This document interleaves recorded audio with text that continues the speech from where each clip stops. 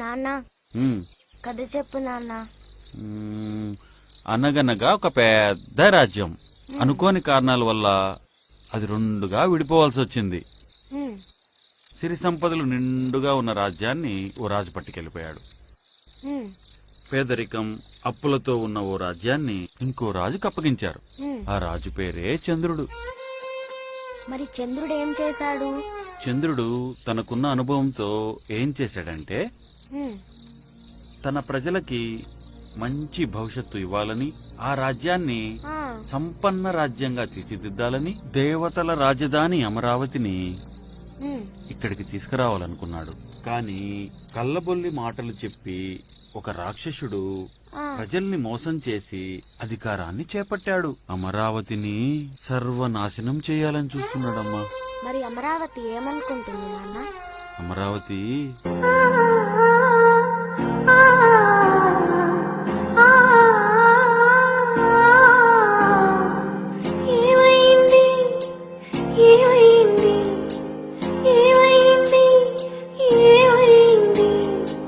ఇంద్రుడినే కాదని విడిచి ఈ చంద్రుడి పిలుపుత వచ్చా, నా రాక కోసం కన్న కల ఏమైంది? అమరావతి అంటే వచ్చా, ఆకాశమంతా ఆశతో వచ్చా, కృష్ణమ్మని సాక్షిగా కన్నీరు ఏడయింది, దుర్గమ్మని వాకిట అమరావతి ఏమైంది?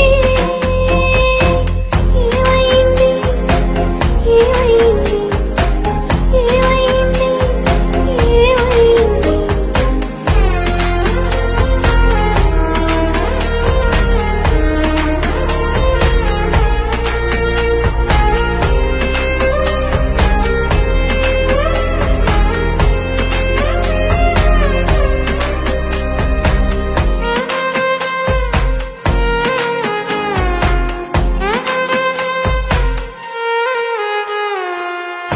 రాజులు పాలించిన ఈ తెలుగు నేల రౌడీల చేతుల్లోనే బలివుతోంది. కలకాలం సంతోషంగా ఉండాల్సిన రాష్ట్రం కర్కోటక పాలన వల్ల శోకంలోనే రాష్ట్రం కొలువైంది. ఈ భూమిపై పుట్టి ఈ భూమికై బతికి నా భూమి పుట్టి